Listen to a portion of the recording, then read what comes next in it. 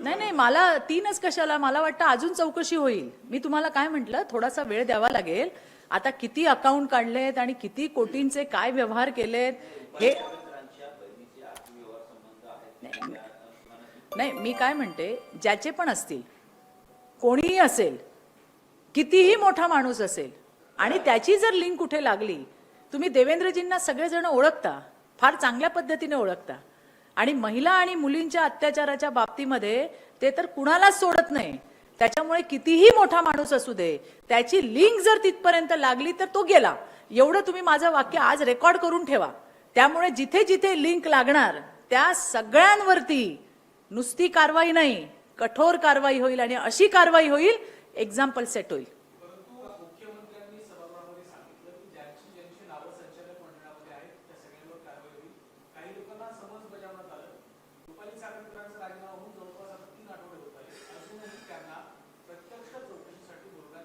नाही, पण मला असं वाटतं की तुम्हाला असं का वाटतं सारखं सारखं रुपाली चाकणकर, अरे तिने तिचा राजीनामा दिला, तिच्या पक्षाचा पदाचा राजीनामा दिला, महिला आयोगाचा राजीनामा दिला, आता तिथे इन्क्वायरी चालू आहे.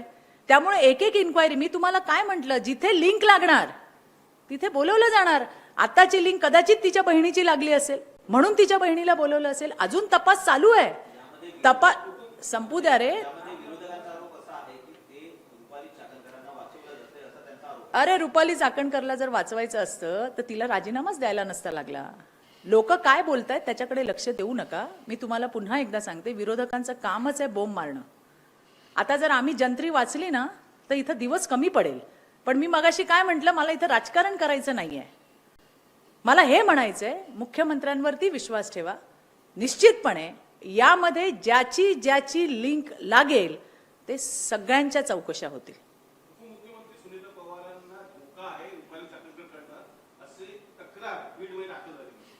काय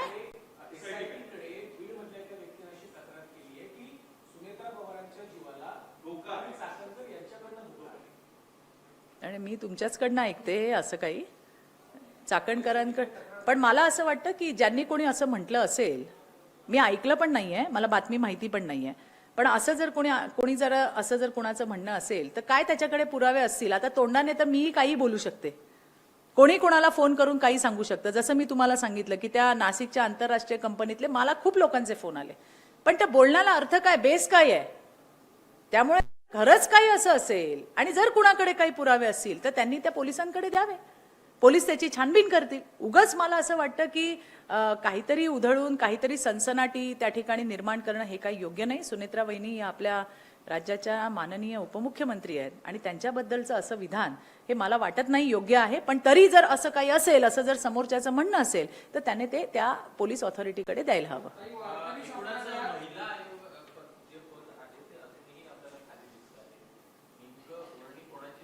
नाही, मला माहिती नाही, कारण ते पद आमच्याकडे नाही, ते भारतीय जनता पार्टीकडे नाही, ते राष्ट्रवादी काँग्रेस पार्टीकडे आहे.